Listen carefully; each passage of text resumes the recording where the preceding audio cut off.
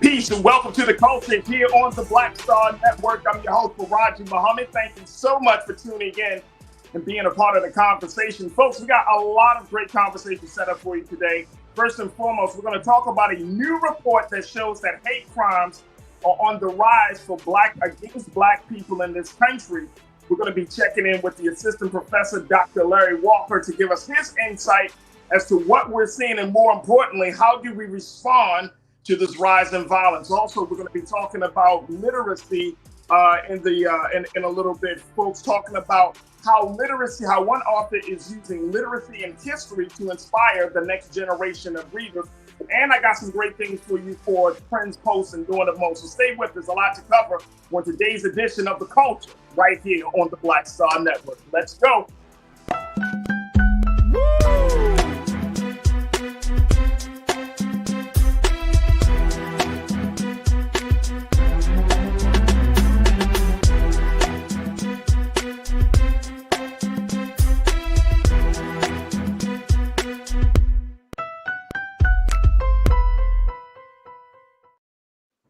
Folks, welcome to the culture here on the Black Star Network. I'm your host, Farajii Muhammad. Thank you so much for tuning in and being a part of the conversation. Happy Thursday, folks. Happy Thursday. Big shout out to my crew who's checking in on YouTube and Facebook. If you're watching us, make sure you tell all your friends and family about us as we're streaming live right now on blackstarnetwork.com and on Amazon News on your Roku TV. Folks, let's jump right into it as we have some big discussions ready for you. First and foremost, well, let's talk about a new report about hate crimes in America against black people. This is coming out of the education and research arm of the Leadership Conference on Civil and Human Rights. Let me just share with you a little bit what this report has to say, as they're showing that there has been an increase of violence against black people in this country, particularly around presidential elections. And there is a very real concern that as we embark on the next presidential election in 2024, the trend will not be slowing down. All right, let me just share this with you, folks. This is coming out of this report. This new report shows by the Education and Research arm of the Leadership Conference on Civil and Human Rights, they find that hate crimes in the United States hit record levels and surged during presidential elections. Now, analyzing the most recent available data collected by the FBI and local police departments, the Leadership Conference Education Funds report titled Cause for Concern 2024, The State of Hate, it reveals that hate crimes against racial, ethnic, and marginalized groups skyrocketed in 2021. According to findings in the report, in 2021, anti-Black hate crimes increased by 14%, anti-Hispanics or anti-Latino hate crimes increased by 35%, and anti-Asian hate increased by 168%. Wow. Here's the report, folks. This is the story that's coming out of the Griot. It is something to see that we are in a country that is supposed to be post-racial, a country that's supposed to be moving on from the very ugly past that this country was founded upon, and that we're supposed to be in a different place. But it doesn't seem to be the case when you're looking at this new report. I want to bring in my brother who serves as the assistant professor out of the University of Central Florida. We're always happy to talk to my brother, Dr. Larry Walker. Dr. Walker, thank you for joining us here on the Black Star Network on the Culture, brother. How are you this afternoon? I'm good, brother. Thank you for having me. This is an important topic. Absolutely. So first and foremost, Doc, what do you make of this recent report to say that these hate crimes are really looks like it's across the board, not just for black people, it's for Asians and for Latinos, not against white people in this country, Doc. So what does that mean? What does that say to you? So I guess we can dispel that myth about reverse racism, right? So we can let's get that. Right. Let's get that out of the way. But right. Listen, I would just say about this report in terms of what it's highlighting. I would say this water is wet. This is consistently what we've seen, since the first enslaved Africans was brought here in Jamestown, Virginia, over 400 years ago. So it's interesting in terms of percentage breakdown by racial ethnic group. You saw obviously Asian Americans in terms of that explosion in terms of what they deal with hate crimes, but that mirrors what we've seen on television and social media the last couple of years. So it's important. You talked about presidential elections, and we have to be crystal clear about the person from the Republican side who was the nominee in 16 and 2020, and that's Donald Trump. So we clearly know from a lot of rhetoric on social media, that's why he was banned from Twitter and various other social media platforms, not only because of disinformation, because of the racial animus he was spewing on a lot of these platforms. And we still see that now with Truth Social and whatever other press releases he puts out. So we have to also make this connection. What I'm trying to say is between white supremacy historically in this country and how minoritized groups are treated. And so once again, this report is really not surprising. And for Black folks, we felt this. We felt that we witnessed these interactions. We've heard these conversations with family members, and people have gotten so bold when it comes to, like I said, spewing a lot of this nonsense. When in the past they would have kept it to themselves. But since 2016 and Donald Trump been open about a lot of this racism, it's really empowered a lot of people, and that's why we're seeing this increase. One of the reasons why we're seeing this increase. So, and I would agree with you. And I think that, Doc, when we're looking at hate crimes, we got to get to the root of it, right? Is it just simply because one person is different from something else? Or is there something, as based on the work that you do, is it something deeper? Is it ideological? Is it political? Is it religious? What do you find to be at the root of this type of action, this type of crime? I think a lot of these issues are this country's refusal to acknowledge its own history. It's that saying, history repeats itself. This is a new phase of Jim Crow, and I think a lot of some Americans are beginning to wake up to that. So in terms of ideology, this is consistent with what this country, in terms of bringing the first enslaved Africans here, Jim Crow, and then post the Reagan era, etc., the Trump era.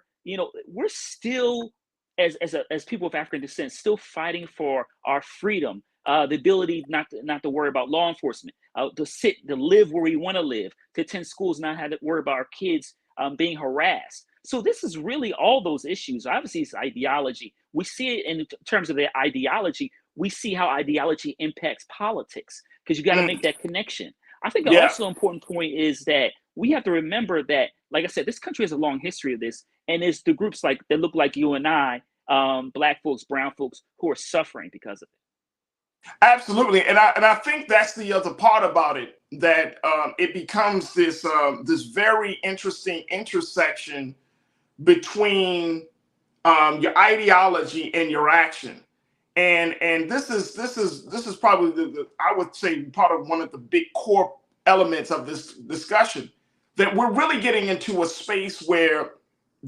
because there is ideology, because there is a political motivation behind these hate crimes, that we're starting to see political violence happening in this country. And I don't think, Dr. Walker, I don't think, dear brother, that this country is really ready to have a conversation, whether you're talking about among Black people, white people, Asian or Latin Americans, or whoever you're talking to. I don't think this country is ready to have a very serious discussion about political violence.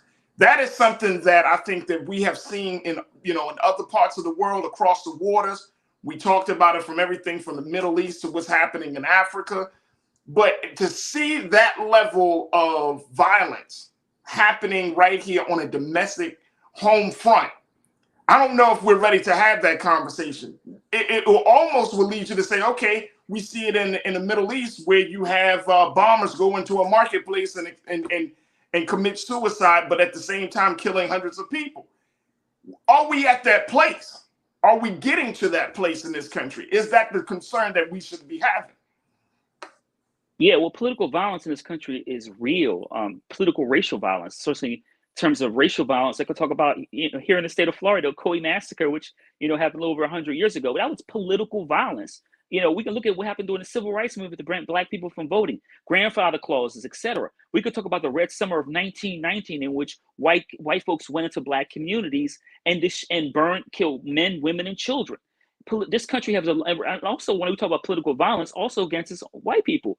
JFK, Abraham Lincoln. I think when we talk about political violence, we forget not only how it's impacted, specifically Black folks, but in terms of the violence we saw inflicted on, white political leaders. I could talk about Medgar Evers. So I think I agree with you that, I don't think folks are really ready to have this conversation.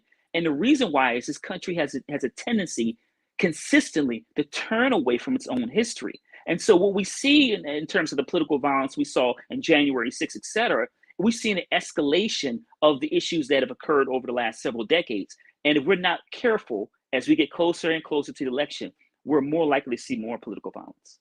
Folks, we're going to take a quick pause. When we come forward, I want to get your take on this as we were checking in with my brother, Dr. Larry Walker, out of the University of Central Florida, to talk about the new report that has come out, the report from the Leadership Conference on Civil and Human Rights discussing hate crimes in America, how there has been an increase in hate crimes, especially around presidential elections.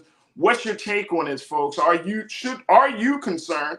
And if you're not concerned, or if you are concerned, rather, how should we move forward in handling this? Join us in the conversation. Post your thoughts on Facebook and on YouTube as we're streaming there. And of course, stay tuned. We got more discussion about this very, very serious topic right here on The Culture on the Black Star Network.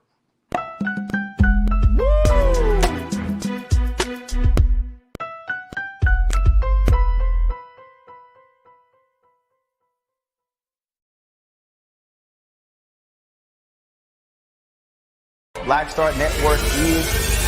Oh, no punch! I'm real revolutionary right now. Thank you for being the voice of Black America. All momentum we have now, we have to keep this going. The video looks phenomenal. See, this difference between Black Star Network and Black-owned media and something like CNN. You can't be Black-owned media and be scared. It's time to be smart. Bring your eyeballs home. You dig? When you talk about blackness and what happens in Black culture, we're about covering these things that matter to us, speaking to our issues and concerns. This is a genuine people-powered movement. There's a lot of stuff that we're not getting. You get it, and you spread the word. We wish to plead our own cause. Too long have others spoken for us. We cannot tell our own story if we can't pay for it. This is about covering us. Invest in Black-owned media. Your dollars matter. We don't have to keep asking them to cover our stuff. So please support us in what we do, folks. We want to hit 2,000 people, $50 this month, raise $100,000. We're behind 100,000, so we want to hit that. Y'all money makes this possible. Check some money orders. Go to P.O. Box 57196, Washington, D.C. 20037-0196. The Cash App is $RM Unfiltered. PayPal is R Martin Unfiltered. Venmo is RM Unfiltered. Zelle is roland@rolandsmartin.com.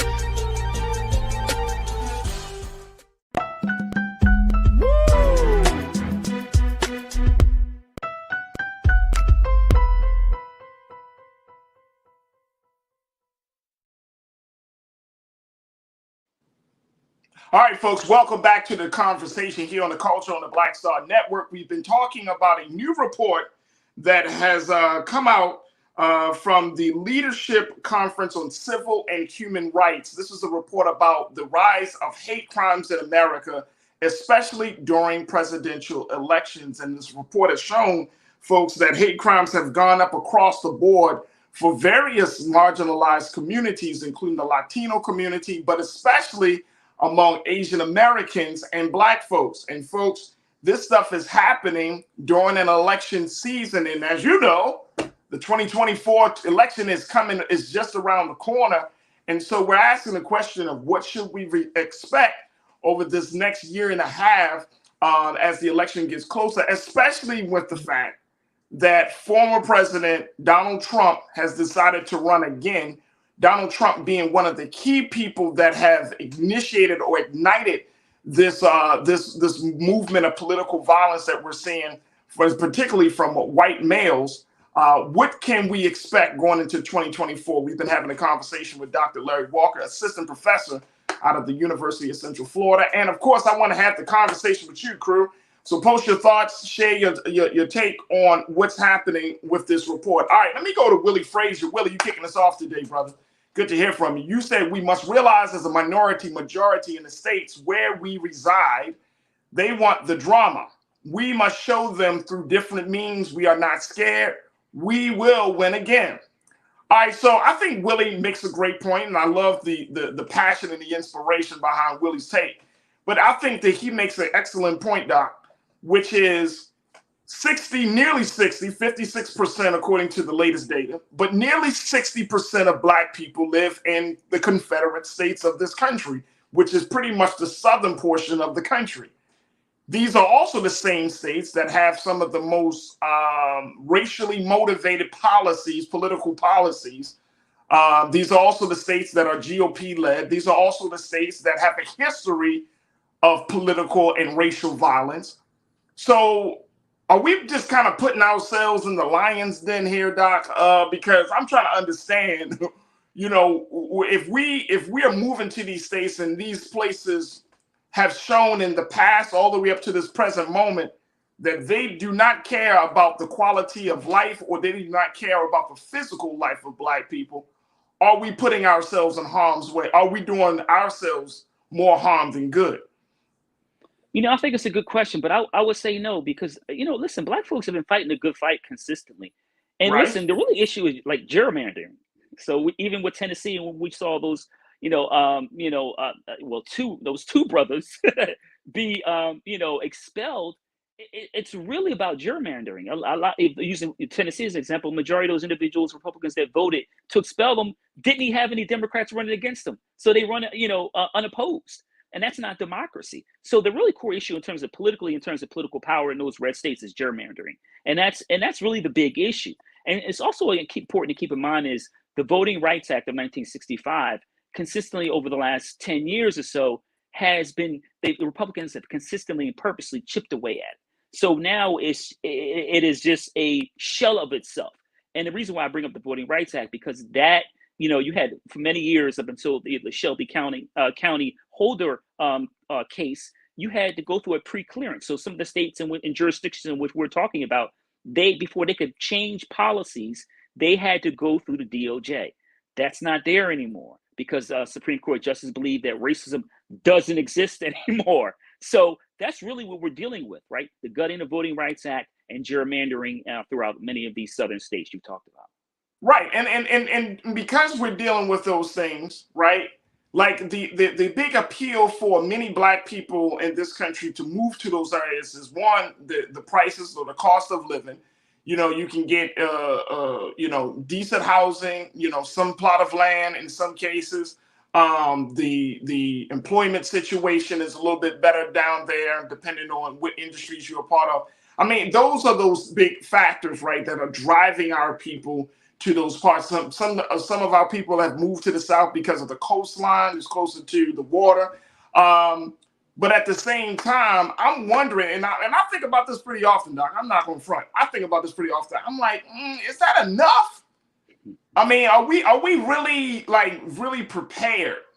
Are we taking this thing seriously? Because part of me tends to believe that there are some segments of Black America, we're just kind of like, woo, woo, just kind of like, oh no, it's all good, it's all good. Whereas there are some really angry white people in this country. There are angry white people that are in positions of power and influence and leadership. There are angry white people that will do what we saw with what Mr. Lesser did to Ralph Yarl, who would have no empathy and shooting and attempting murder of a Black boy. I feel like maybe we're not getting the message here, Doc. And tell me if I'm wrong. I could be wrong, but I just feel like in some cases we're so thinking that things have changed that we're not looking at the present moment that we're living in. Yeah, I think that most Black folks understand, the time in which we're dealing with right now. But one of the things I think is important is racial trauma. So, we're constantly, throughout our lives, we're constantly dealing with these events in which Black folks have been killed. We're constantly dealing with racial trauma in the places we work, go to a supermarket, we're on vacation. So I think a lot of it, what you described, is Black folks understand, and in some cases we're just tired because it accumulates over a period of time. And like I've written about racial trauma in Black folks, and we experience it throughout our lives. And I think a lot of what we experience is just straight up exhaustion. Right. And that's the part That's the part, Doc, and that's the part, because some of us may not be prepared to put on to run this next leg of our liberation struggle, right? Like, I get it. So, when you're dealing with ongoing threats to your life, to your very existence, to your civil rights, to your humanity, it gets tiring.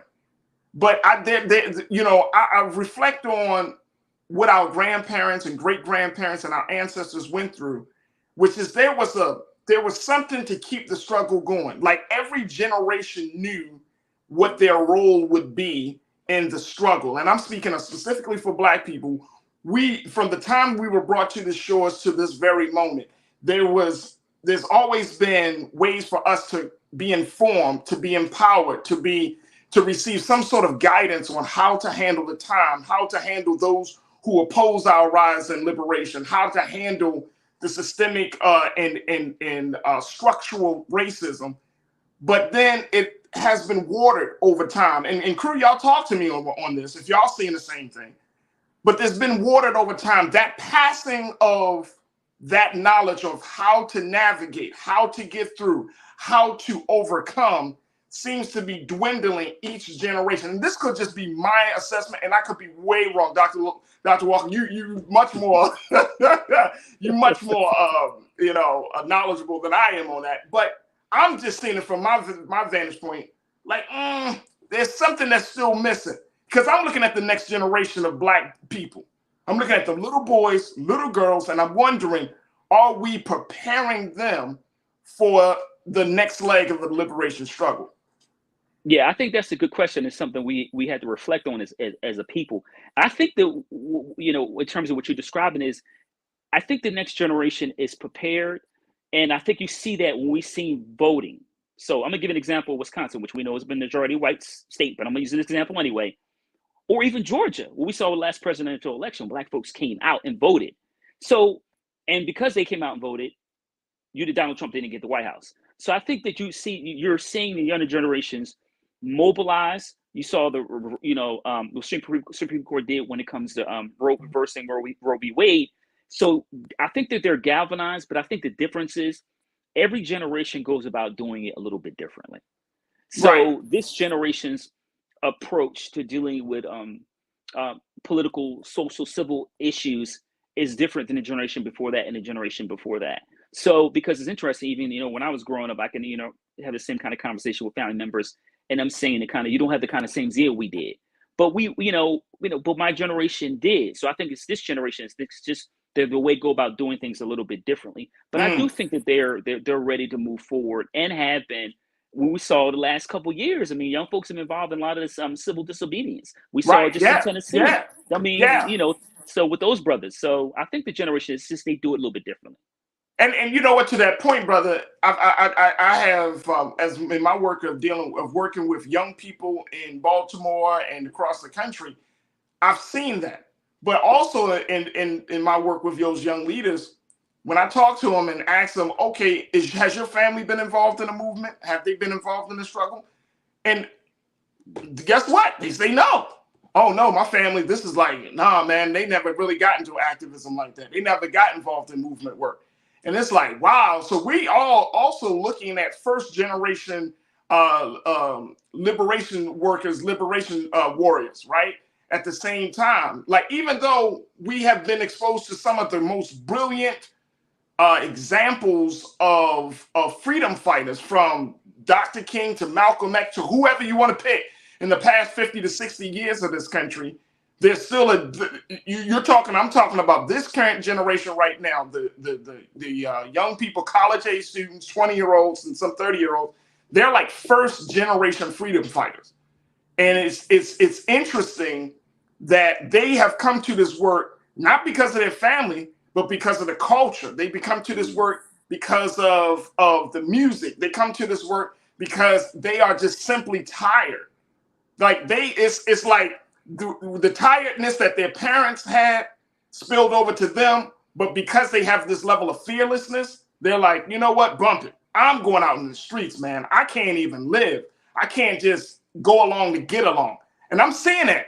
I'm seeing that, Doc, with a lot of young people. Look, MJ checked in and said, look, I agree, Farajii. Too many Black and brown people underestimate the seriousness and depth of those white folks' anger, hate, and willingness to act out against us. We're talking about that. We're seeing that right now. You know, yesterday we talked, Dr. Walker, about the Oklahoma audio leaks. And I got an update on that. But the fact that you have some public officials who will go on record and say, yeah, I wish I could just wrangle up a black person and rope and take a damn rope. I mean, this is in 2023. It's like nothing has changed in some cases. And I'm wondering if we really understand that the seriousness that some white people and the hatred runs so deep in this country that they're willing to even put themselves out there and to even say it. I wish I can get a damn rope to hang them up. I wish I can find a hole to shoot a reporter and kill him. I mean, these are public officials. So the culture is shifting towards, once again, this level of hatred, a deep-seated hatred among black folks. Doc, you got the final word before we take our next pause. Listen, man, what you heard on that videotape is taking place in boardrooms, universities, everywhere. People, even neighbors, people we think that you can talk to or share a cup of coffee with. That's really how they feel. And what you see, you know how we know that? Because we see that Donald Trump almost won the election in 2020 after winning in 2016, after bumbling, things for 4 years. So I think that highlights an example of there are a lot of folks that we think we don't think like that actually do. Absolutely. Firewall of facts. You say black people have only lived in America the last 55 years with no law on the books, making them a second-class citizen. 1968, Loving versus Virginia ended the last law based on skin color to present. You also say that black people have only been U.S. citizens for 155 of that 247 years, 1868, 14th Amendment to present. Previously, they were enslaved Africans who were considered property. We still can't even get certain things off the books. In some states, to Firewall of Facts point, to some states, there are states that in this country right now that don't even recognize the full humanity. Hell, the country still doesn't recognize the full humanity of black people. We act as if the Constitution has completely been amended to say 5/5 of a human being. It still says 3/5 of a human being. We haven't talked about it. It would take moving a mountain to change it, which I understand politically that it shouldn't. It is what it is, but it's still on the books. And when you're talking about people who are like, oh, I am a constitutionalist, I am a person that goes word for word with the Constitution, I question that. I question when somebody tells me I'm word for every law that's in the book, whether it's for the country or for a state. I question that because now I'm thinking, yeah, well, that means that you're going along with racism at this point. You're not even thinking about the evolving culture of this country. So it's very, very concerning. Look, Doc, we're going to take a quick pause. When we come forward, more talk about this new report. And of course, I'm going to get your comments and of course, continue to get the expertise from Dr. Larry Walker. Stay with us, folks. It's The Culture here on the Black Star Network.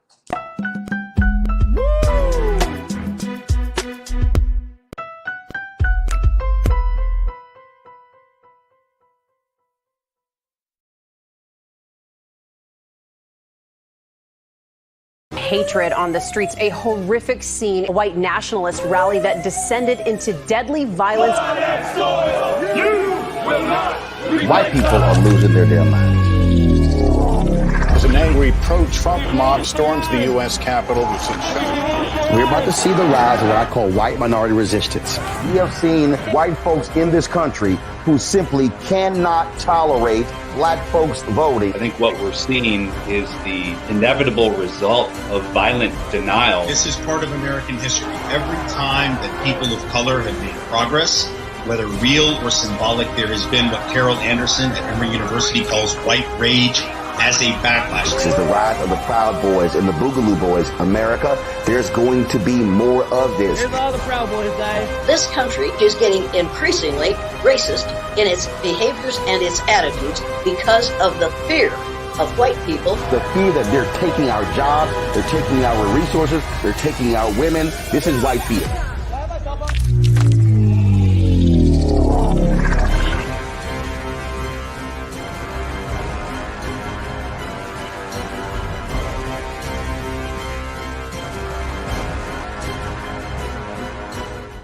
Black Star Network is here. Oh, no punch! I'm real revolutionary right now. Thank you for being the voice of Black America. All momentum we have now, we have to keep this going. The video looks phenomenal. See, this difference between Black Star Network and black-owned media and something like CNN. You can't be black-owned media and be scared. It's time to be smart. Bring your eyeballs home. You dig?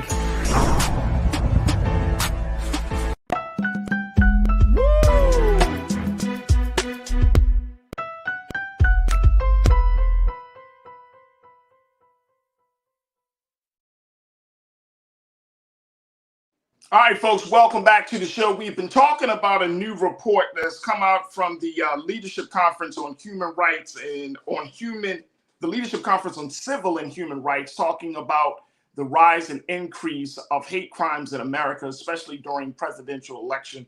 That is the cover of the report, The Cause for Concern 2024, The State of Hate. And folks, I'm trying to sound the alarm here. I got my brother, Dr. Larry Walker, who is the assistant professor out of the University of Central Florida. We're sounding the alarm here that there is something that we need to take a look at. This is part of the problem as to why we're not seeing the progress that we need to be made. There are active efforts, and I think, Dr. Walker, you would agree with me, there are active efforts and forces in this country that's preventing the rise of Black people. And I'm going to go as far as to say it's not just about the ballot box. It's not just about the vote. The sister that the Leadership Conference president, Miss Maya Wiley, she talked about this report. She's the CEO of the Leadership Conference Education Fund. She talks about this report. And she said, quote, let's put the second quote on the screen, please, Keenan. She said, it would be wrong to not take this data and recognize that we have to assume it will increase again in this election cycle, and that we have the opportunity to get out ahead of it, to prepare for it, and to reduce it. Now, I agree with her. Dr. Walker, how do we start that process? How do we not just talk about it, but truly prepare for it, and prepare for it in a way that we can reduce it? Well, this is the big DOJ-ish, challenge. But let me say, since I mentioned the DOJ, that the Office of Civil Rights is led by Kristen Clark. She's done a phenomenal job holding individuals, whether it's law enforcement, correction officers, police officers, corrections officers, et cetera, responsible for their actions. So it certainly starts with the DOJ at the federal level. But the state level, we're not even called reluctance. You've got a lot of these. We talked about in the South.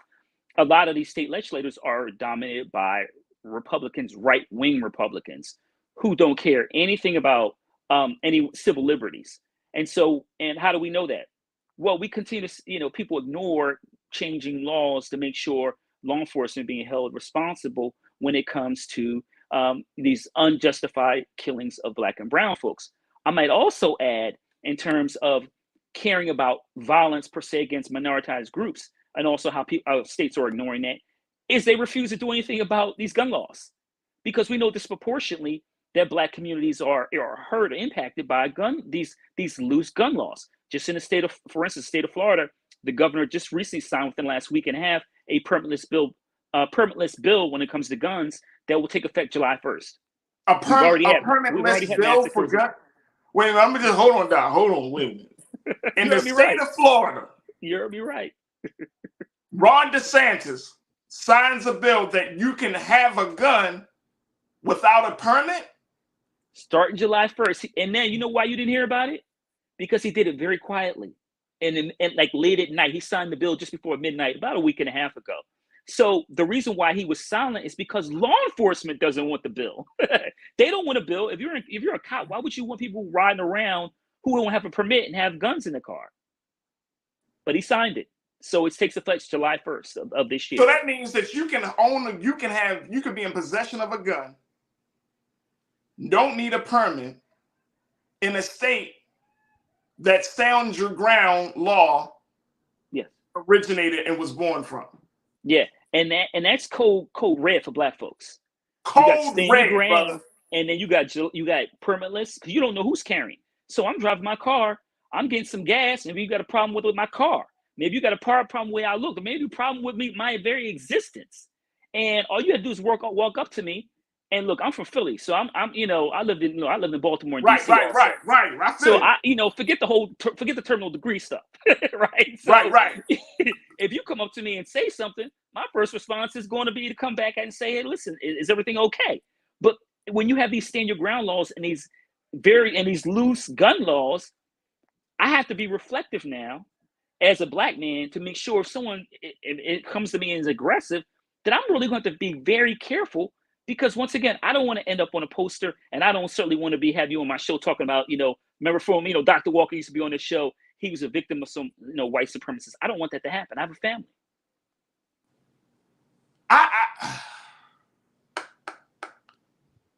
That is, see, and see, I'm kind of left speechless here, Doc. I'm gonna be honest with you. I'm a little speechless, and I'm so happy that you shared this information with us with the community today.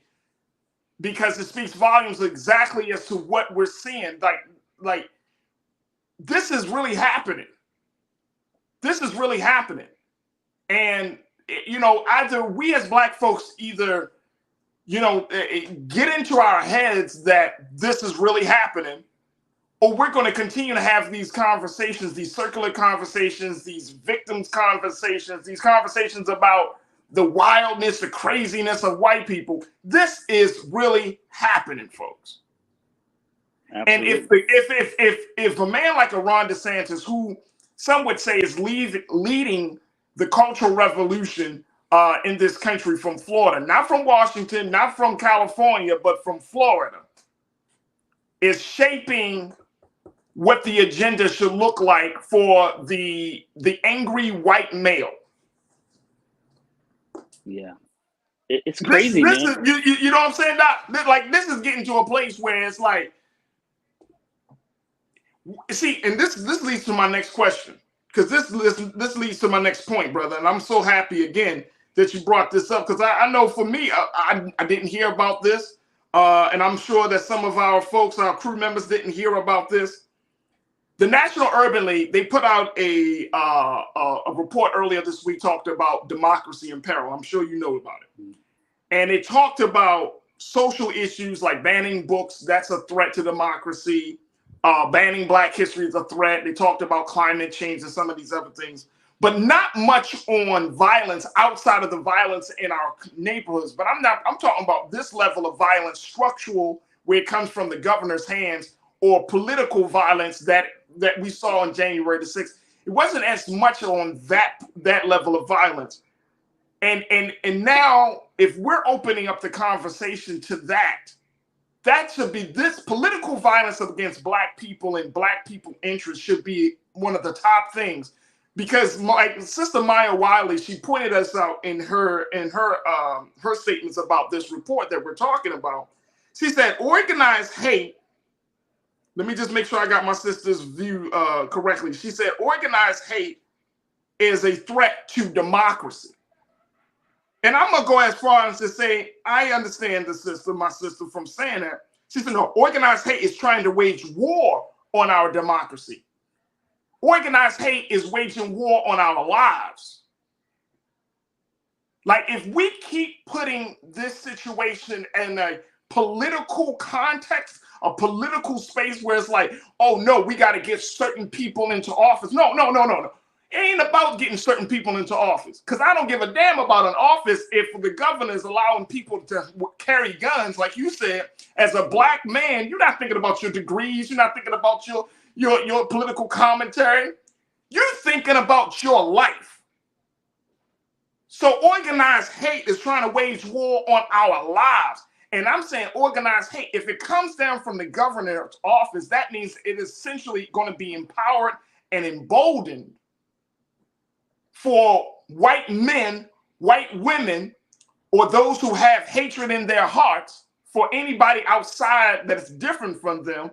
It's going to embolden them to take acts. And guess what?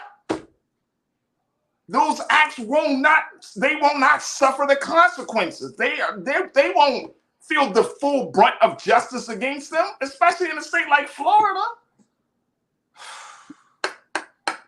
Doc, help me here, brother. Help me. I'm trying to make sense of it. I'm trying to process it. Listen, you navigating it as we have this, like you said, we have these conversations is really important. But I got to tell you, man, when I describe Florida as the right-wing capital of the United States. Right. Because it is creating a template that other conservative right-wing states are adopting. Texas, Idaho, etc. You see DeSantis, whatever right-wing policy, higher education, anti-gay bills, whatever it is, it's been replicated throughout the United States.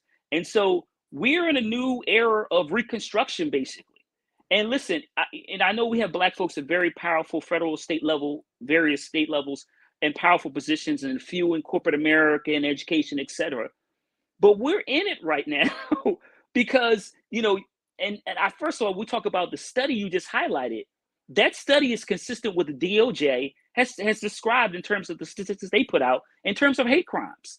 And to his credit, President Biden has talked about this a lot. VP Harris has talked about it a lot. We saw her in Tennessee. Was it last week before last? So to credit to the administration in talking about it and DOJ taking steps, like I said, through the Office of Civil Rights. But it's really important that the folks who are watching this and share with other people, Black folks, that this is not going to stop, because a lot of these states like, Florida and Tennessee have super majorities at the state level. So they're going to keep passing this kind of legislation that really feed this centuries long hate of Black folks. And so we're going to have to continue to fight. There is no let up, and we're in this together. But we got to make sure, like you would talk about the new generations, that they have the necessary skills to fight this war. Absolutely. We got to take a quick pause. When we come forward, more conversation as we talk about the state of hate, the big report that has been released, and more importantly, talking about the impact that it has on Black folks, how we're going to respond. Stay with us, folks. The conversation continues here on the Culture on the Black Star Network.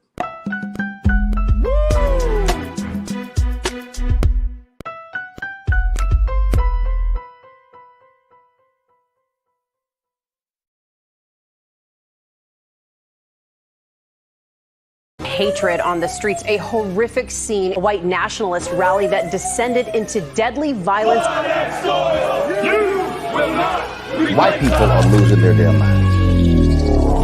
As an angry pro-Trump mob storms the U.S. Capitol, we're about to see the rise of what I call white minority resistance. We have seen white folks in this country who simply cannot tolerate Black folks voting. I think what we're seeing is the inevitable result of violent denial. This is part of American history. Every time that people of color have made progress, whether real or symbolic, there has been what Carol Anderson at Emory University calls white rage as a backlash. This is the rise of the Proud Boys and the Boogaloo Boys. America, there's going to be more of this. Here's all the Proud Boys, guys. This country is getting increasingly racist in its behaviors and its attitudes because of the fear of white people. The fear that they're taking our jobs, they're taking our resources, they're taking our women. This is white fear.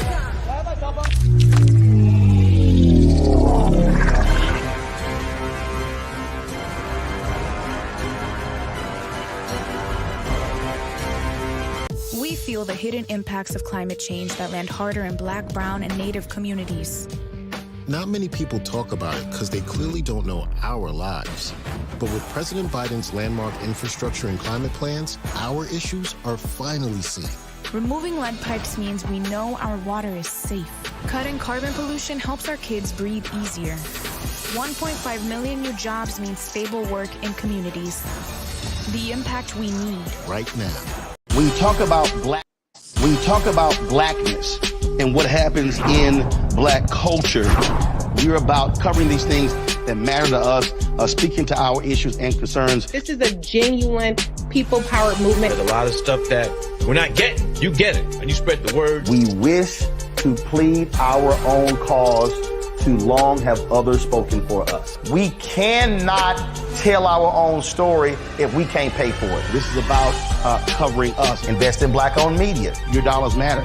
We don't have to keep asking them to cover our stuff. So please support us in what we do, folks. We want to hit 2,000 people, $50 this month, raise $100,000. We're behind 100,000, so we want to hit that. Y'all money makes this possible. Check some money orders. Go to P.O. Box 57196, Washington, D.C. 20037-0196. Cash App is $RM Unfiltered. PayPal is R Martin Unfiltered. Venmo is RM Unfiltered. Zelle is Roland at RolandSMartin.com.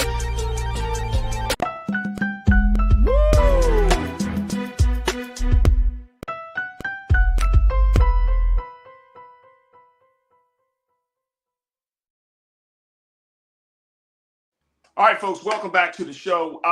Been having a very, very timely conversation about the state of hate in this country based on this latest report coming out of the Leadership Conference. A very important conversation that I've been having with my brother, Dr. Larry Walker, assistant professor out of the University of Central Florida, and you. And I hope that that you're gaining something from this discussion. But the biggest thing I hope is that you understand the level of seriousness of the time that we're currently living in. Johnny Davis, you checked in, bro. You said most groups don't think about democracy. They think about themselves. It's not always done violently, but it's a different type of violence, which is subtle but effective. Right, right. Look, I get it that we want to put everything in this space of democracy, and I'm going to bring my brother, Dr. Larry Walker, back into the frame. I get it, dear brother, that we want to put this in the context of democracy, but I don't know if that's resonating in terms of messaging. I don't know if that message is resonating as much as if you put it in terms of life or death. And I know that I hate to be the like Chicken Little type of guy, the sky is falling and it's all of those things. But I think just to let people know, like, you can't sugarcoat the time that we're living in. You can't try to appease or appeal to someone's ignorance or their lack of wanting to know what's actually going on, because, you know, you're like, oh, I don't want to hurt nobody. I don't want. No, that's how we got into this problem. You said it in your remarks, Doc, in the beginning. America has not yet fully accepted and confronted its past. It's not accepting and confronting its present. And therefore, how can we say we're going to have a just, equitable, and progressive future if we can't, if we jumped over we went from A to F and missed everything in between? So let me give an example, kind of what we're talking about, you know, especially with democracy. If January 6th happened here in the United States, if that happened anywhere else, what would the United States' reaction have been? Right? We would be calling on, you know, we'll go to the United Nations, and call for a formal inquiry to find out what is happening in this unknown, unnamed country. What happened right here in the United States, which will be, you know, kind of cradle of democracy. But our democracy is in peril. You know, and January 6th, in many respects, reminds me, like, you know, we talk about, you know, earthquakes. And so it was a significant tremor. And it is a tremor, but it's not whatever the highest category is for earthquakes. So it was a significant tremor. The point I'm making is it could be far more violent and certainly more polarizing. And in terms of the impact it has on our society and our democracy, can be far more significant if don't pay attention. And once again, I'll give credit for DOJ for prosecuting many of those individuals who were involved in the insurrection. They should continue to prosecute them as they name them, identify and name them. But once again, that is a 5-alarm fire. It is a warning sign that our democracy is not healthy. And if we don't continue to address our history, then once again, it's the point you're making. You talked about earlier, that how can we possibly prepare for the future if we don't understand where we came from and where we are today? That's very real, brother. That's very real. Jawan, you checked in. You said this kind of hatred has always been around, but 8 years of a black man in the White House increased the hatred, and Trump gave it a bullhorn. And that's fine. That's all fine. I get that. And Jawan, I'm glad you brought the point up. I get that. But now we're going into 2024, Dr. Walker. We're a year and a half out, or a year and some change out from the next election. And guess what? Right now, as it stands, even though Ron DeSantis has been on the leader or the front lines of the cultural movement for conservatives and for white supremacy and all that stuff, you know, Trump is still considered to be a viable candidate. And I was reading that there are donors who are not happy with how DeSantis has handled some other state issues. And right now, you know, Trump is actually getting supported while he is up for. I mean, he's been indicted already. Right, and will be indicted. Like, and it's not like it's the only obstacle, legal obstacle he's got to deal with. He's also been accused of rape. That trial. He's accused of rape. He's been accused of fraud. He's of course we know his connection with the January 6th situation. His case in Georgia is still yet to happen, right? I mean, but people are getting, and I'm talking about big money donors are still giving money to this guy, backing him, telling DeSantis, hey man, you don't look like the guy that we need. We're kind of gonna have to roll with Trump on this one. So how do black people in this country, how do brown folks in this country, how do voters in this country reconcile the insanity of that, and then say we're going to have a just election process, we're going to have an election period without violence? Like, this is really happening. Yeah, I would argue we've never had a just society. You talk about the history. Voting Rights Act was passed in '65. I mentioned earlier, in '68 we had the Fair Housing Act. Those signed by LBJ considered the Great Society programs. But if you use '65 as a marker, you could highlight that was the end of de jure segregation. So when people talk about racism in the country, that's 50, 60 years ago. You can argue that black folks have only had less than 60 years or so to overcome centuries of obstacles. So in terms of where we are right now, you talk about DeSantis. You're right. A lot of articles in New York Times, et cetera, are suggesting that donors are pulling back because he's to the right of his own donors, which is crazy in itself, and certainly is benefiting Trump. But either one of these individuals, whoever gets the nomination, is a threat to democracy. And so, I think it's going to be Donald Trump because DeSantis hasn't been announced yet, and his poll numbers are plummeting. So I think that you're going to find that Donald Trump will be the nominee, but he's probably going to by then he's probably, like you said, the special counsel, Georgia, what's happening in the state attorney in Georgia, he's going to have been indicted and probably had multiple court cases already in the legal system. I gotta laugh from crying, brother, because I cannot believe it. This dude can get through all of this stuff and people are still putting money on him. And that speaks volumes about where we are in this country. And people get mad. If I even make the hint, Dr. Walker, hey man, if Trump is on the ballot, y'all gonna vote? Can we have a very serious conversation? Because some people are like, well, if he gets back in, look at the state of this country. Look, it's not like that we haven't been voting. It's not like we haven't been involved in our communities. I'm talking about black folk. It's not like we haven't appealed to the DOJ for justice. It's not like we have haven't done all of these steps that everybody has been saying, well, maybe y'all should try this. Maybe you should try that. Maybe you should do this. But the one thing that we have not fully done is remove ourselves from the process. That's the one thing that we have not done en masse. Yes, there's a segment of our people that's done it. There's another segment here, and another. But I'm saying en masse, the one big thing that we have not done, and I see some of y'all quoting the Bible, talking about the Hebrews and God and everything. But the one thing that God said is what? Come out of her, my people. The one thing we have not fully done is removed ourselves from the process. We don't know what the future may look like with that. And I understand there's fear with that. But have we not tried other things? And what have they garnered as a result of our attempt? I know, Doc. I know. Listen, I think this conversation, why your show is so important, that's why I applaud you and appreciate you. It's really important for us to have these convos and put it out there in your platform and have this ongoing dialogue. But as I said earlier, our democracy is in peril, and it's going to impact Black folks the most.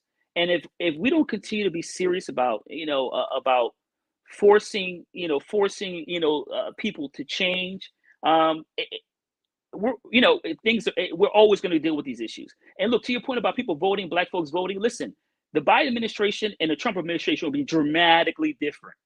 And I hope folks, when we saw the 4 years of Trump and how he handled COVID and bumbled a bunch of other foreign affairs issues, that we would be in a far worse situation if Joe Biden hadn't won the election. It's that simple.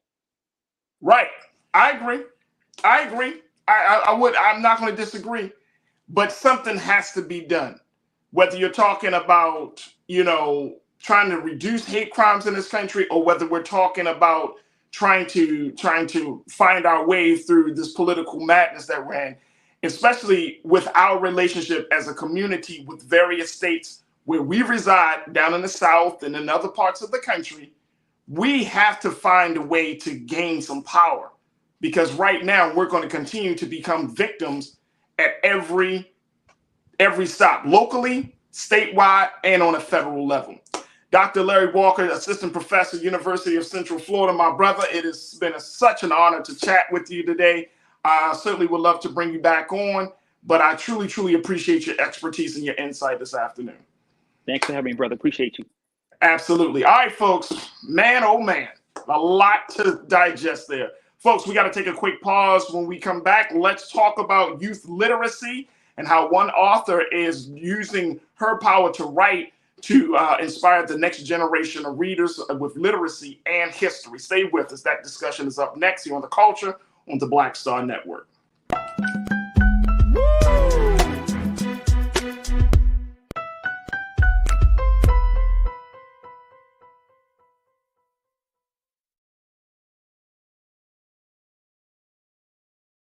Folks, Black Star Network is here. I'm real revolutionary right now. Support this man, Black Media. He makes sure that our stories are told. Thank you for being the voice of Black America, Roland. I love y'all. All momentum we have now, we have to keep this going. The video looks phenomenal. See, this difference between Black Star Network and black-owned media and something like CNN. You can't be black-owned media and be scared. It's time to be smart. Bring your eyeballs home. You dig? Pull up a chair. Take your seat. The Black Tape with me, Dr. Greg Carr, here on the Black Star Network. Every week, we'll take a deeper dive into the world we're living in. Join the conversation only on the Black Star Network. Hi, I'm Dr. Jackie Hood Martin, and I have a question for you. Ever feel as if your life is teetering and the weight and pressure of the world is consistently on your shoulders? Well, let me tell you, living a balanced life isn't easy. Join me each Tuesday on Black Star Network for A Balanced Life with Dr. Jackie. We're all impacted by the culture, whether we know it or not. From politics to music and entertainment, it's a huge part of our lives, and we're going to talk about it every day right here on The Culture with me, Farajii Muhammad, only on the Black Star Network. I'm Deborah Owens, America's Wealth Coach, and my new show, Get Wealthy, focuses on the things that your financial advisor and bank isn't telling you, but you absolutely need to know. So watch Get Wealthy on the Black Star Network.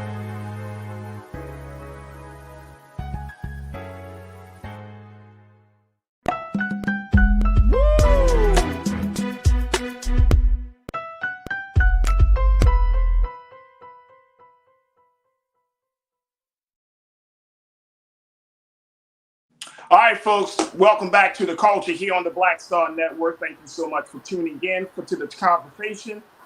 Make sure that you're doing your part to support us here at Black Star Network. Go to the website at blackstarnetwork.com. And more importantly, continue to share the information and let people know we are rocking and rolling with this digital media platform. All right, I want to have another conversation. We're going to switch gears a little bit because that was such a enlightening discussion that we just had with Dr. Larry Walker, and I truly appreciate my brother for checking in. But I wanted to have a conversation about literacy and history, how one author is doing her part to inspire the next generation of readers about the work that she's doing. And we want to welcome to the airwaves of the Black Star Network and to the culture, Miss Melissa Parks. Melissa, thank you so much for joining us this afternoon. How are you feeling this afternoon? I'm great. Thank you so much. And it's such a pleasure to be here. Thank you, thank you, thank you. All right, Melissa, let's talk a little bit about you, and then we'll get into the conversation about the book that you have out, Hero 44, which is a very, it's a book to help young people to understand President Barack Obama, and more importantly, how they can do something to change the world that they're living in. But let's talk about you. Share with folks, your story as an author and as a woman getting to this place to becoming an author. Well, I am an educator. I've been an educator for the last 16 years. So I've worked in intervention. And during working with students that I'm trying to get up to level, I noticed some things that they needed. And I thought it was very important that as an educator that I touch on what could help them. And the number one thing is with reading. I have a lot of students that struggle in reading. So I created a book that will help struggling readers. It's unfortunate. I'm sorry. No, I'm sorry. Go ahead, Melissa. It's unfortunate that the pandemic, came along, and during that time, our students lost a lot of time in school. And the number one thing that they are suffering from is reading. Of course, reading is something that, all students should not struggle with at all. Right, absolutely. Because we're seeing reading in a very different space. I want to kind of take a moment, because in preparing for our conversation today, Melissa, I had to take a look at some of the numbers around literacies, particularly among Black youth. And yes, you may have came across these numbers, but let me just tell you, sis, this ain't looking good for us. This is not looking good for us at all. Folks, I want you to take a look at some of these numbers here that we gather around the issue of literacy. Take a look. According to the National Assessment of Educational Progress, NAEP, a sector of the United States Department of Education, 84% of Black students lack proficiency in math, and 85% of Black students lack proficiency in reading. Now, in California, 90% of students cannot do math or read well. In New York, the numbers are 85% in math and 82% in reading. In Illinois, it is 86% cannot do math well, 85% cannot read well. In Texas, the numbers are 84% can't do math and 89% can't read. Maryland, my home state, sits at 86% for math and 80% for reading.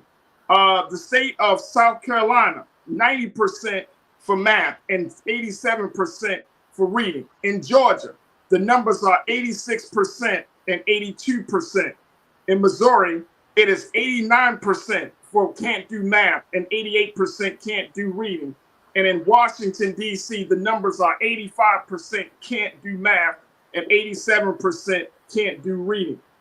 This is what they consider to be, folks, for those who don't know, that when they say that our young people are functionally illiterate, they mean that those young people are unable to manage daily tasks and handle employment tasks. They're not able to get through the day. They're not able to handle the responsibilities of becoming grown adults. Have you come across these numbers, Melissa? Unfortunately, I have. And that had a lot to do with what I created. And my books are designed to help young learners. In the process of reading and starting to read, there are 3 books in one. The first book is called I Like Being Brown. The second book is This Family. And the third book is Hero 44. And all 3 stories together make up Small Trilogy. And if you read my trilogy for 3 months consecutively, your reading level can progress up a level. So the I Like Being Brown is the preschool book, and This Family is the kinder book, and Hero 44 is the first grade book. So if you read my book consecutively for 3 months, you can improve your reading level. And I mean, that's the thing. Because when we're finding out, Melissa, that we are at an 80% plus in terms of reading level, that we can't do math, we're functionally illiterate. Look, man. I don't think it's, and I hate to be a conspiracy theorist, but when you see these numbers, it almost makes you want to ask the question, is this by design? That in some of the states where we are the highest population, that our children can't read proficiently. Is this by design? Do you feel that way as an author, as an educator? Do you feel like, you know what? This is a little bit like the patterns are popping up too much for Black children, that Black children are not doing well in this area or that area, this subject matter and that subject matter. That's where my mind is going. It's like, okay, if it was like, I'm from Baltimore, but I live in Los Angeles. So if I'm like, oh, well, okay, that's just a Baltimore thing versus an LA thing. But it's not. It really isn't. It's a Maryland thing. It's a California thing. It's this thing. It's that thing. And it's like, at the end of the day, you're like, this almost feels like it's intentional. Yes. And I would have to agree, because you and I used to be students ourselves, and we did have, I'd say, access to educators who helped us to learn how to read. And it's unfortunate, but our students today are not getting that same opportunity. Right. So talk to us about, like, you have your books, which is like a step-by-step process to getting a student from one level to another reading level, right? Was this because of your education background? Like, what was the real inspiration for you to break down your reading system like this? Yeah, it was definitely because I work in intervention and I see the students struggling. And I kind of pinpointed where they were struggling at as far as reading goes. And I just use that to help me create my trilogy. Right. I want to, Keenan, I think we have some shots of the book, of the covers of the book. I want folks to see it because this is the work that our sister is doing. There we go. Boom. I Like Being Brown by Melissa Parks is an opportunity, and it's a resource that folks can definitely use to get their child to a reading level. Look, I know we got to take a quick pause. Melissa, when we come back, I want to get your take on how we value literacy in the Black community, right? You're from Carson, California, based upon your bio. You know, you understand that in South LA, for example, there are resources that and then there's some resources that are not there, right? Like in a lot of Black communities across this country. So how do we make sure that we create a space to encourage our children to become proficient readers? And I want to get your take on that. We can talk about it from the community side, and then certainly talk about it from the parental household side. So we'll have that conversation up next. Folks, we want you to join us as I'm checking in with educator and author Melissa Parks. She talks about her book, and more importantly, talking about inspiring youth through literacy and history. Stay with us. It's a culture right here on the Black Star Network.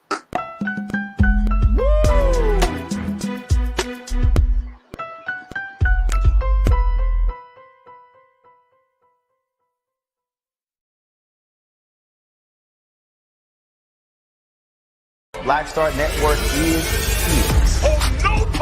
I'm real revolutionary voice of Black America. All momentum we have now, we have to keep this going. The video looks phenomenal. See, this difference between Black Star Network and Black-owned media and something like CNN. You can't be Black-owned media and be scared. It's time to be smart. Bring your eyeballs home. You dig?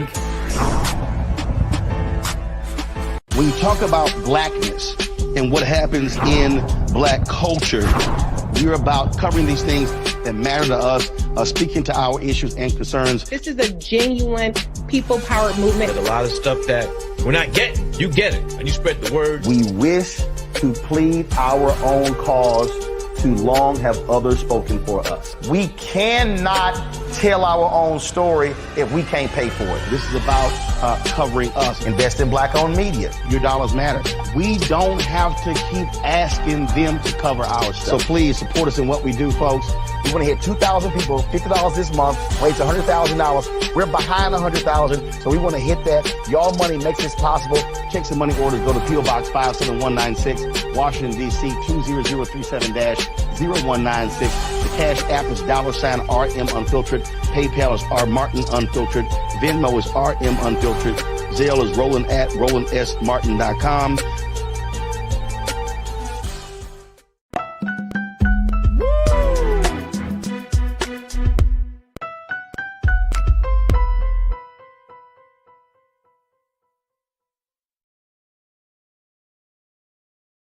All right, folks, welcome back to The Culture here on the Black Star Network. I'm your host, Farajii Muhammad. We've been checking in with educator and author Melissa Parks as she's been talking to us about her books that she's been putting out to help the next generation of young readers, of young people, to be inspired to become proficient readers by using history and other cultural incentives. Melissa, it's always good to see you once again. And I'm glad that we're having this conversation about the importance of literacy. But I want to kind of delve a little deeper, because you're an educator. You've been doing this for a while. You've talked to parents. You know what the dynamics of community are like. How do we make sure that we do put literacy at the top of the priority list in terms of community values, right? When I was growing up, we had a library. I didn't have to travel to the library. I was always surrounded by books, whether it was at home or whether it was at school, whether it was at my faith, my worship place. Like, books and learning and knowledge was always emphasized. That's why I'm an avid reader. So I love reading. I love learning. But I don't know if this is still a value for a lot of people, if this is a value among families, this is a value among communities. What have you seen as an educator and now as an author? Is this still a top priority for folks? It should be. And right now, because times are so tough, it's hard to have a parent there with their child when they come home from school to continue their learning, quote unquote. It's important that we value our children's education, and as a community, we should not leave it up to the school system to teach our children. When they come home, it still should be continued. And me, as wait a minute, hold on, Melissa, hold on. You can't be dropping jewels like that, sister, and then just moving on. Can't do that. No, I'm serious, you can't do that, Melissa. You're saying that we should not just put all of our eggs in the school's basket when it comes to teaching our children. Yes, wow. Parents. Wait a minute, hold on. Now, even if you have great Black teachers, great educators who may not be Black, but just great educators, that's still not enough. Yes, I really feel that a child gets the most education at home. So it doesn't matter if you have a one-parent home or a two-parent home. As long as the parents are involved in the children's education, it really makes a difference. Like I said, me as an educator, I can almost tell who studies at home, which student studies at home with parents. I mean, it comes out so vividly because they're, on top of things, they're on top of their tasks. I mean, I only have to maybe coerce them just a little because they're being taught at home. And the majority of my students are not. They're not, and it shows. It really does. But I totally get it because this is a hard time for everybody. We have a lot of parents that, like I said, work all the time trying to make ends meet. So it leaves our kids at a disadvantage. So would you recommend, as we're talking about the school system, right? Yes. Do you take the approach that the school system has failed Black youth in the areas of math and reading proficiency? Recently, yes, I do agree with that because I see the numbers. I see the numbers, and it's really, really disheartening to me. But it probably only takes one person to get positivity going, and I really feel like I'm that person. So that's my next venture. I want to start incorporating how it is so important for students to have a connection with their parents and to learn more at home.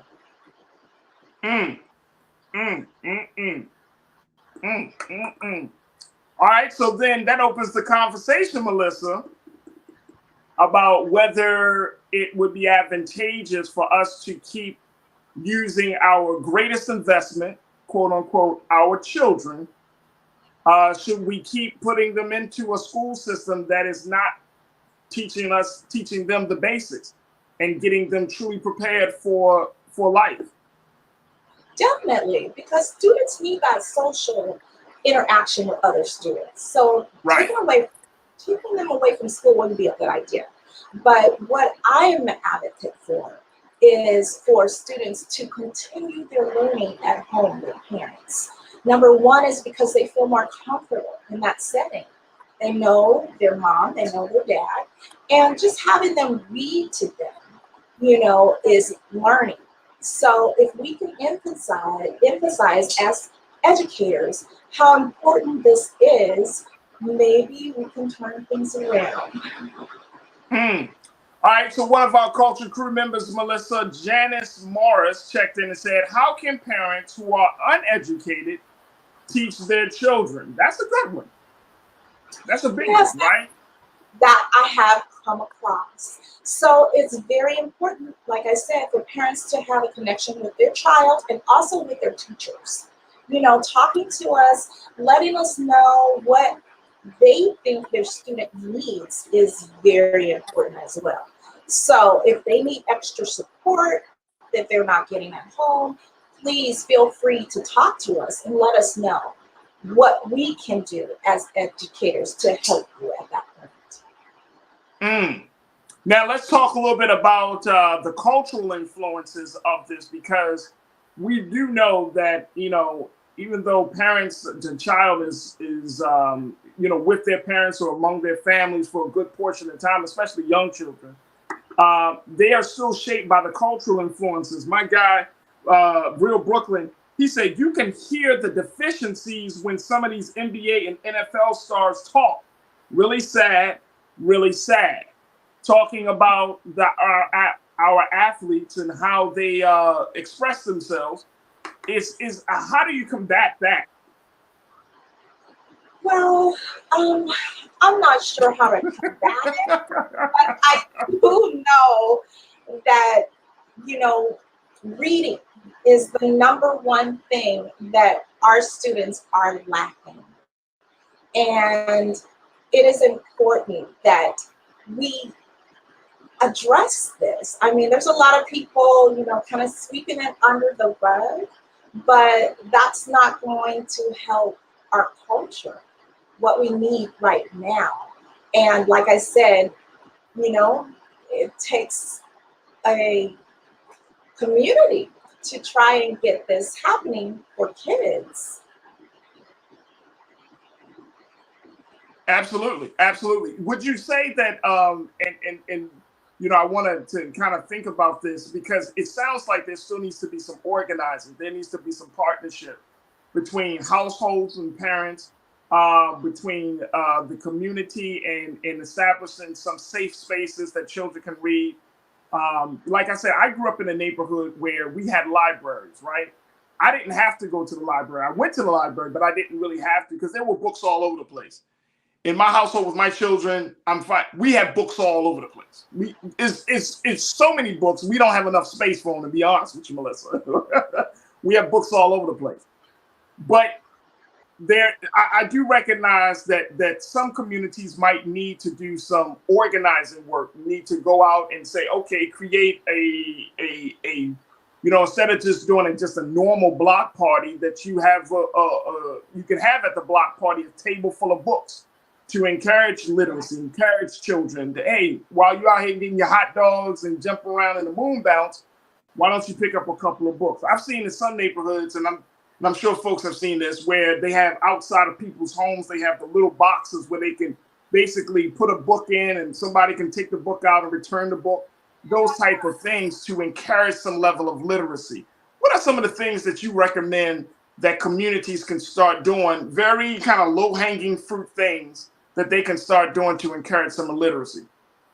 I really wish that we would continue to increase the book to every student, the books to every student. Because right now, I remember beforehand, before the pandemic years ago, we would always give out books. Kids would get books all the time, so it was no reason for anybody to say, well, I can't read because I don't have any books. We were really distributing books out to students. So right. That process has slowed down. And I think that is contributing to our problem, to our issues as well. Absolutely, absolutely. Here's something I've seen people do during the Halloween period and even during the holiday season.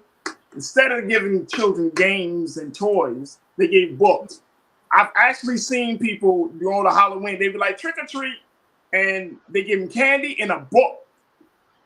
And I'm like,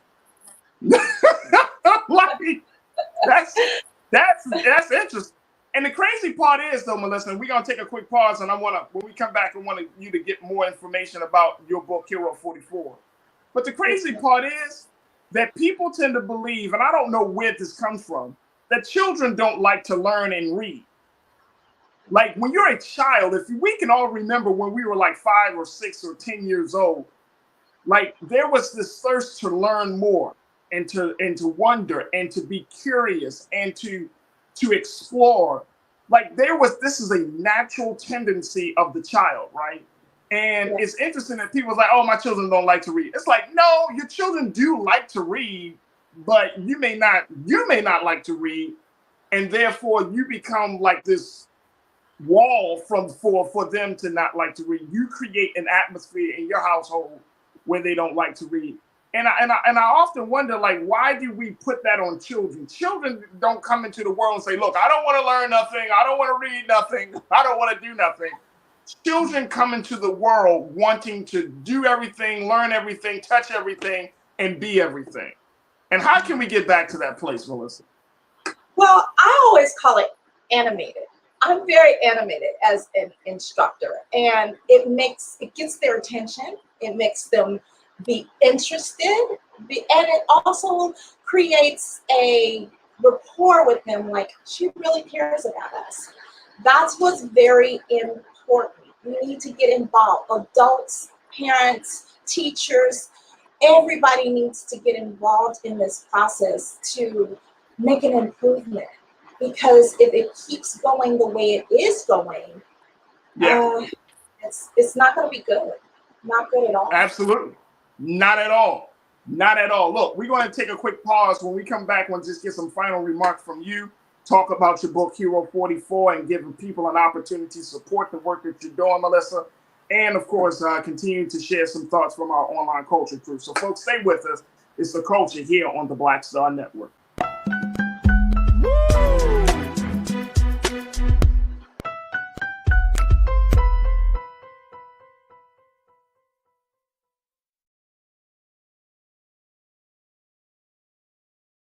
I'm I'm Deborah Owens, America's Wealth Coach, and my new show, Get Wealthy, focuses on the things that your financial advisor and bank isn't telling you, but you absolutely need to know. So watch Get Wealthy on the Black Star Network.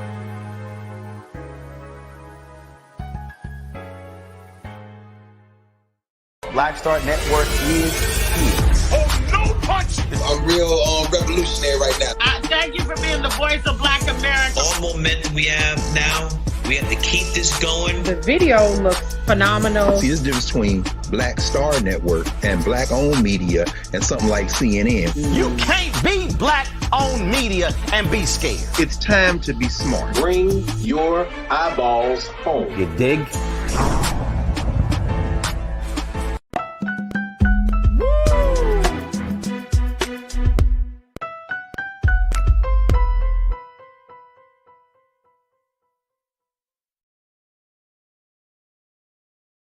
All right, folks, welcome back to the show. We've been checking in with educator and author Melissa Parks, as she's been talking to us about literacy, inspiring youth through literacy and history. And Melissa is an author who is looking to change the conversation and the dynamics about reading and making sure that it's becoming easier for Black youth in particular to make it through the steps to becoming more proficient in literacy. Melissa, we got a final few moments with you, and I truly, truly appreciate you for joining us and having this conversation because of the great work that you're doing, putting some great information out there, great content out there.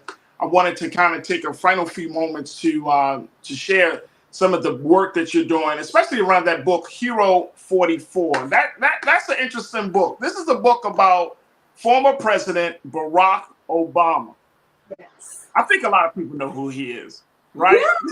Yes, they do. And I'm so glad they do. All books are directed toward the Obama family. And I chose to write a book about them because, of course, personally, I'm very, very, I admire them so much, for what they accomplished as a Black couple. And there was a lot that happened behind the scenes at the White House, but we never saw that side. We always saw the positive side. And it takes a lot of humility for that to happen. And I just admire them both for that. And Hero 44 is one of my favorites out of all three books because it definitely, I don't want to be a spoiler if you haven't read the book yet. But it definitely tells us how outstanding our first lady and a president, it's very educational. I'll just put it like that without telling you about it. Is Hero 44, and is this for what age group, Melissa? Hero 44 is the first grade book. So, first grade book. Like I said before, I Like Being Brown is the preschool book. This Family is the kinder book, and Hero 44 is the first grade book. And it just tells you about Obama and how fabulous he is. And, it's educational. It's educational at the same time. You're learning American history while learning to read. So, right. Yeah. Right. It's a definite. And I have to share in your admiration. He's one of the few. If I had to choose like a lot of people that I would love to chat with, it would be President Obama. He's on the list for me as well. So I get it. I totally get it. Actually, it would probably be Michelle. Yeah. How about both of them? I think it would have to be like both of them, right? But they are too powerful. I'm sorry, there are a powerful couple that we definitely should teach our little ones about. Yeah, absolutely.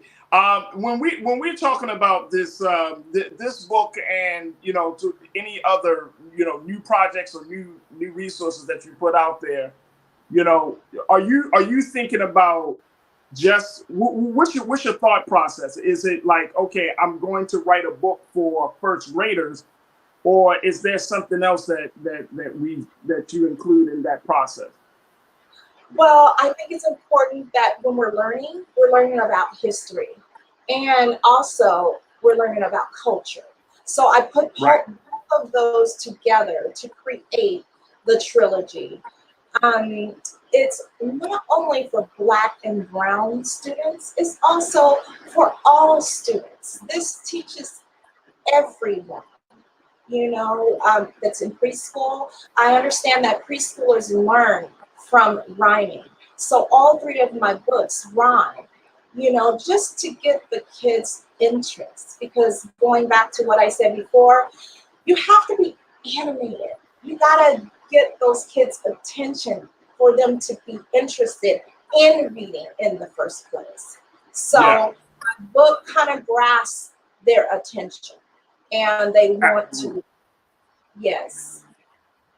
Absolutely, absolutely. One of our online culture crew members, Melissa Nicole Spicer, she said we have to remember that learning extends beyond the classroom. Learning extends beyond the classroom. I agree with Nicole wholeheartedly. How do we do that on a first grade, second grade, in the elementary school level? How do we take that to the next level? We read. We read with our child. If they're not reading to you, you're reading to them. Reading is one of the ways to help your student learn more. A lot of people will possibly disagree with me, but in the years of teaching, I've learned that reading is very important to your learning. Is it, and I'm not trying to put one is better than the other, but is reading more important than math? Or is it just like both are in the same space, they're kind of equal? That's a good question. I really think they're both important because you got to know how much money you have if you go into the store. So it's very important. But what we are really missing in my community is reading. So I really think that it's important for our students to focus on reading and then math, but I'm sure they're both important. Janice Morris checked in. You talked a little bit about culture, saying the importance of, literacy on our culture and understanding that. Janice said we need a Black culture that is competitive in education with other races. And I think to Janice's point, we do, but should we keep that in mind that this is quote unquote a competition? I know that, growing up and even in my high school and college years, people have always kind of emphasized, your skills, the higher your skill levels, the more competitive you can be in the job market, in the marketplace. But is that a good approach for us as we're trying to rear children who feel valuable, who see their humanity, who can see the value of other people? Should we create this kind of competition space when you're talking about just natural human growth and cultivation and development? Well, first of all, our kids need to know who they are. So it's very important for us to incorporate our culture when we're reading or studying or teaching our students. So we shouldn't feel bad about that. But eventually we will, as parents or teachers, we will let the students know while we're teaching them that, it's a, how can I say, it's a rainbow. It's a rainbow of people, right? Right. Not just Black people, it's not just brown people, but it's Caucasian, there's Asian people. And if you are educated, you will know how to incorporate that in your reading and studying with your child. Absolutely. Absolutely. Melissa, it has been a joy and a privilege and pleasure to have this conversation with you. How can people get a copy of Hero 44? How can people learn about the work that you're doing as an author and as an educator and just overall being so good for the culture? You can follow me on Facebook at MSMPAR and MSMPAR twice. I don't regularly give that out because the students kind of tend to get my address and send me DMs, so it's kind of awkward sometimes, but you can follow me. You can follow me on Facebook. And I'm just like so glad to be a part of your show today. And I was listening in, when I signed on, and I noticed that you were talking about how important it is to, understand what we're going through right now with the, how can I say it in a nice way?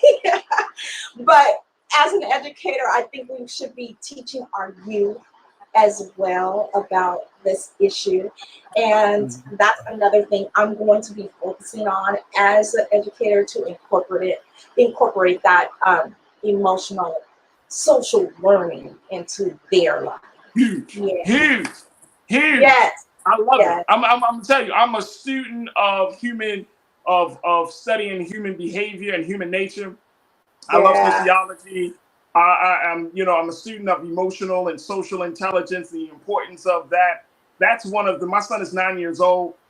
I tell him, son, you can get great grades, but if you're a terrible human being that's not in tune with who you are and not in tune with other people, it doesn't matter. And I truly, truly believe this, and I know some people may disagree, but I truly believe that we're moving into a space right now, Melissa. This is a whole different conversation. We ain't got enough time for this, but I truly believe that we're moving into a space where if you do not have a high social and emotional intelligence, right, and that you don't have a different consciousness to combat all of the BS that we've been taught over the years, then you're not going to be able to survive. That you're not going to be able to be considered a quote unquote critical thinker, because your intelligence is not able to withstand against all of the lies and all of the propaganda. So, social emotional intelligence is high up on the list for me when dealing with my children, because I want you to know what you're feeling, how you're feeling. I want you to know how to articulate that, and more importantly, how to resolve that, to do that level of self-regulation that is so important. If you want to be truly successful in this world, you got to do that. It can't just be on meritocracy by itself. It's got to be on your ability to know how to be a great human being. So I'm telling you, I love this stuff. I'm so proud of you. I love your passion, and I love your show. I appreciate that. Thank you so, so much. Melissa Parks, who is an educator and author, she hails out of the great city of Carson, California. She's doing the great work of being an educator and being a part of the solution. Folks, make sure y'all follow Melissa on her Facebook page. And most importantly, make sure y'all support her in purchasing her books. There you go. My man Keenan got it right. There she is, right there, Melissa Parks. So make sure y'all support her as she's been doing the great work. And she's being so good for the culture. Thank you, Melissa. We look forward to reconnecting soon. Thank you. Such a pleasure. All right, bye-bye. All right, folks, I got to take a quick pause. When we come back, trends, and doing the most. I got some updates for you, so stay with us. It's the culture here on the Black Star Network.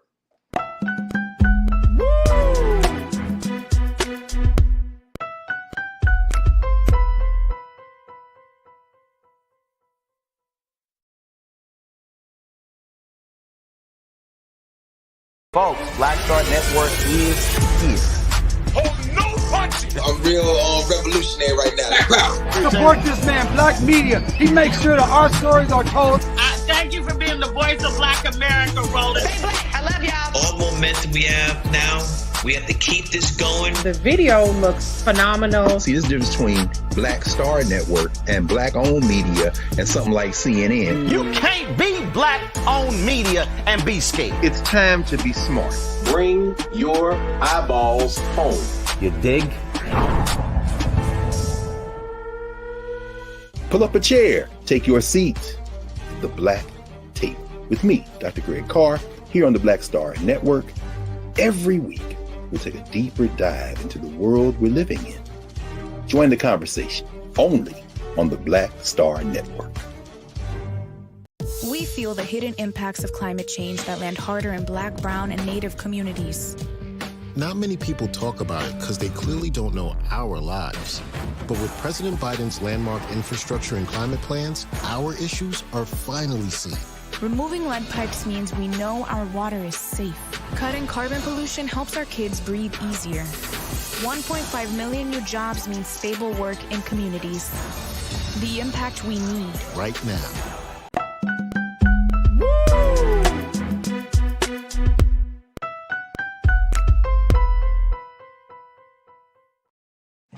Folks, welcome back to the show. It's time for Trends, Post, and Doing the Most, where we tell you about trending topics and give you updates about some of the big stories we've talked about. And I got two big updates today. One is around the situation out of Oklahoma. Remember, we shared with you the story about the Oklahoma audio recordings that showed Oklahoma GOP officials saying some racist and conspiring about murdering some reporters.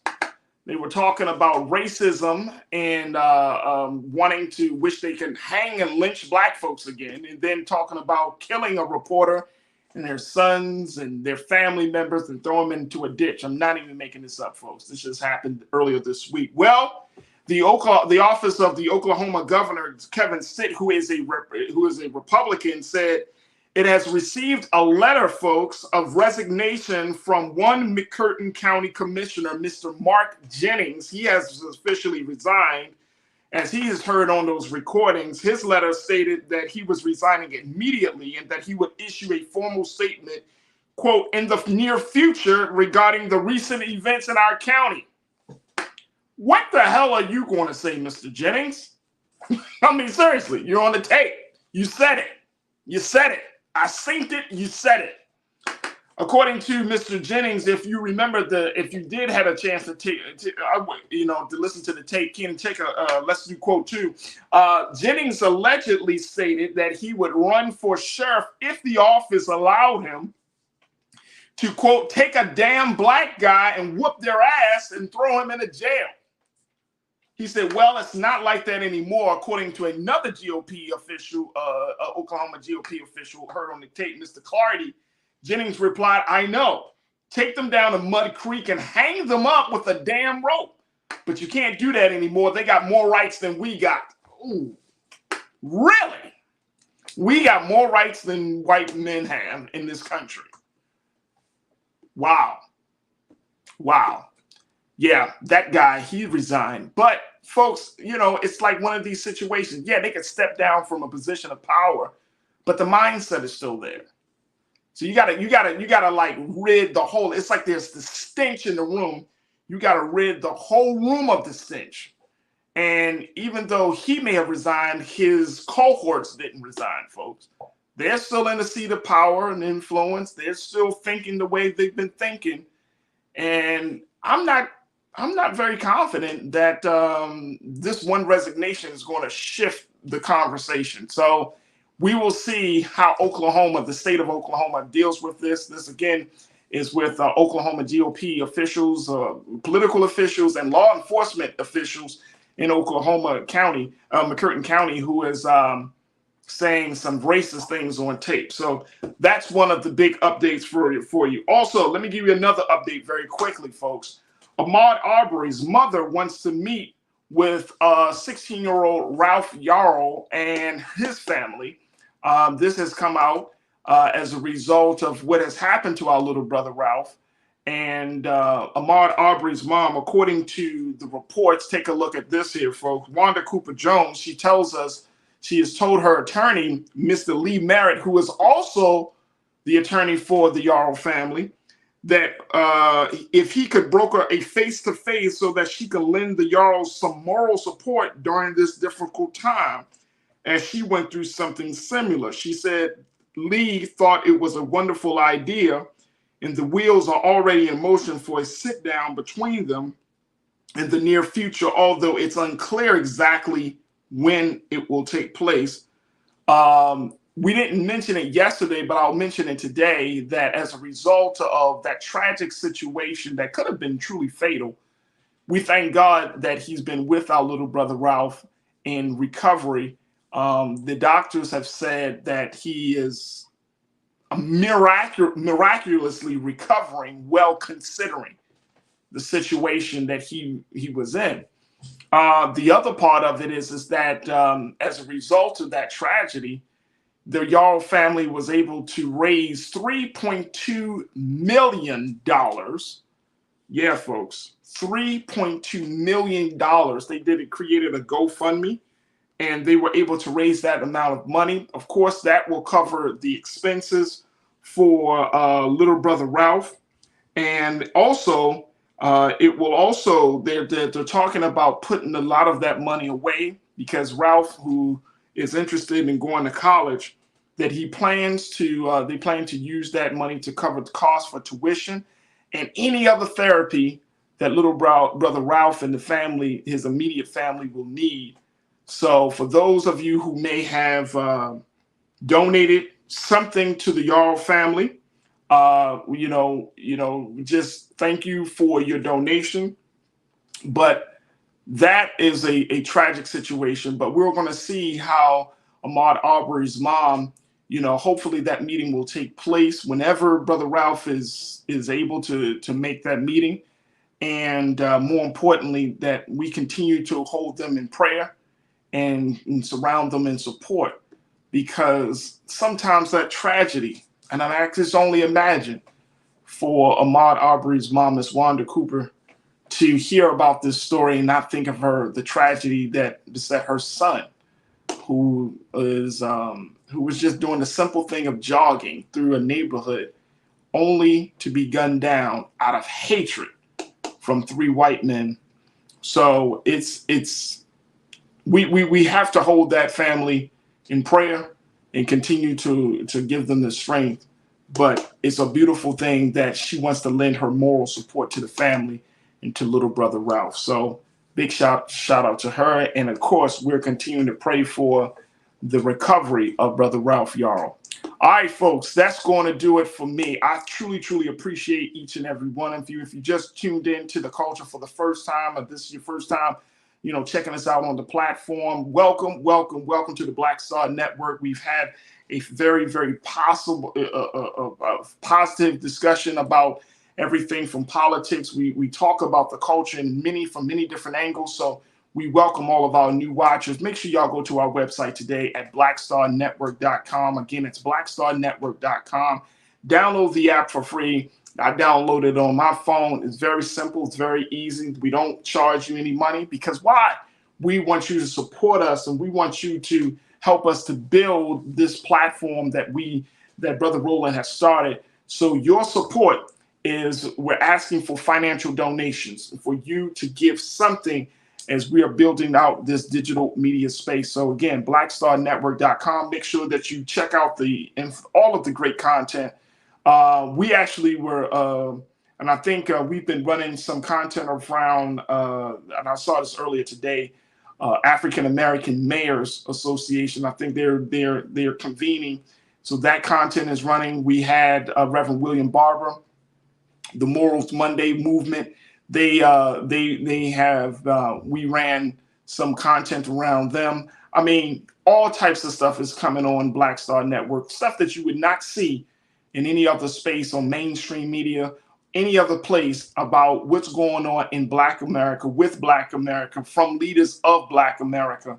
So your support means everything to us here on blackstarnetwork.com. Also, make sure you follow us on all social media platforms at Black Star Network as well, on Twitter, Facebook, and Instagram. And while you're there, make sure you follow me, yours truly, Farajii Muhammad. I'd love to connect with you. Hit me up on my Twitter page. Hit me up on my Instagram page. Big shout out to my crew, man. Y'all keep me in the loop about a lot of things that are happening. Little videos that y'all be sending me. Say, Farajii, you heard about this? Y'all retweet my little tweets and everything. So I just can't thank y'all enough, crew, for the ongoing support for what we do here on The Culture each and every day, Monday through Friday. So thank you. All right, folks, stay tuned. Up next is Roland Martin Unfiltered. As always, never be afraid to challenge what's wrong. Stand for what's right while being yourself in the process. God willing, we'll have another fantastic dynamic show for you again tomorrow. And we look forward to connecting with you soon. So thank you so much for tuning in to The Culture right here on the Black Star Network and, of course, on Amazon News. Looking forward to chatting with you tomorrow. Peace.